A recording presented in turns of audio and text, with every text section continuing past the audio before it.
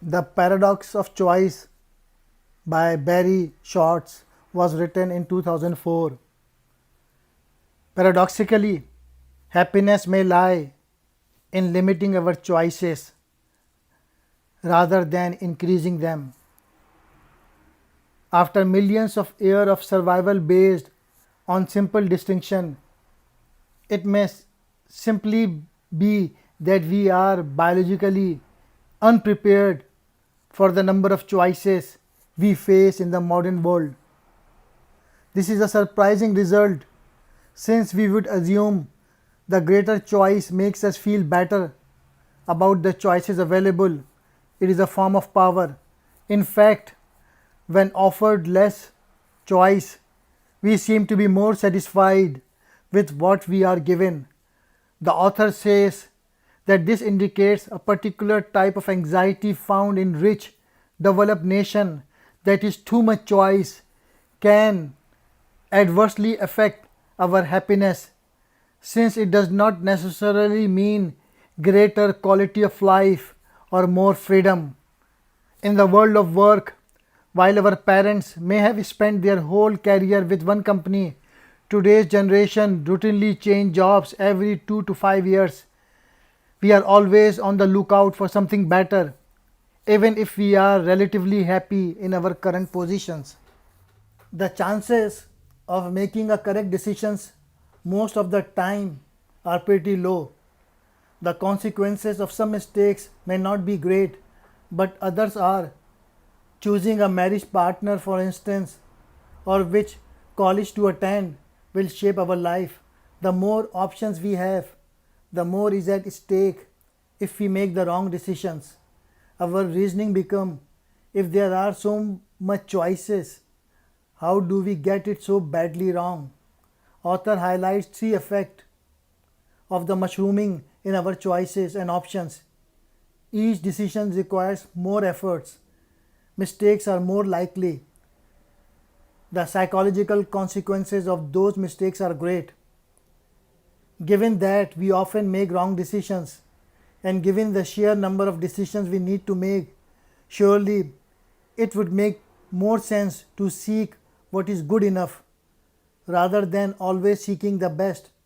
The author is fascinated in his division of people into maximizers and satisficers. Author wondered, given the effort they put into choosing, do maximizers actually make better decisions? He found that objectivity the answer was yes, but subjectivity it was no. By this he means that maximizers may arrive at what they believe is the best available choice, but the choice will not necessarily make them happy. They may get a slightly better job with slightly higher wages, but they are unlikely to be satisfied with their position. Studies show that maximizers are generally less happy, less optimistic, and more prone to depression than their satisfying cousins. If you want more peace of mind and life satisfaction, be a satisficer. In the last 4 decades, author notes, Americans' per capita income has doubled. The number of homes with dishwashers has gone from 9 to 50%, and the number of those with air conditioning has increased from 15 to 73%. Yet there has been no measurable increase in happiness in the same period. If you lived and worked in a blue collar neighborhood with all your friends in the same boat, you may have been pretty happy with your lot.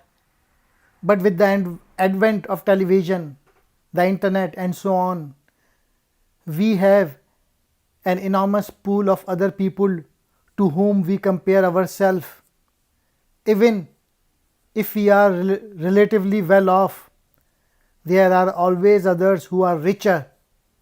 These are what author called upward comparison, and they tend to make us jealous, hostile, and stressed, and to lower our self-esteem.